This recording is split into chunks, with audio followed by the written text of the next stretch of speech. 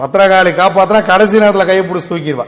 அந்த அம்மா வந்து சாமி பயங்கர டென்ஷன் பார்ட்டி சாமி. கோபம் எங்க அதிகமாக வருகிறதோ அந்த இடத்தில் குணம் அதிகமாக இருக்கும். வாழ்க்கையில் எந்த பிரச்சனையா இருந்தாலும் சரி, ஒரே ஒரு நாள் போய் அடி எடுத்து வைங்க, பத்திரகாளிய போய் மண்டிட்டு வணங்கிட்டு வாங்க. நீங்க நினைக்கிறத விட அந்த அம்மா உங்க கூட வரும்.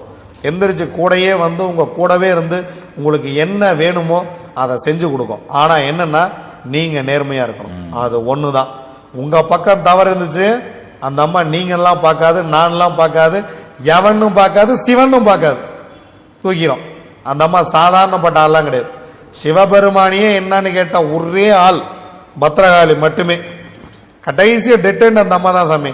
என்னை காப்பாத்துறதுக்கு தெய்வமே இல்லை நீங்க முடிவு பண்ணீங்கன்னா கூட திக்கற்றவர்களுக்கு கடைசி துணை பத்திரகாளியே.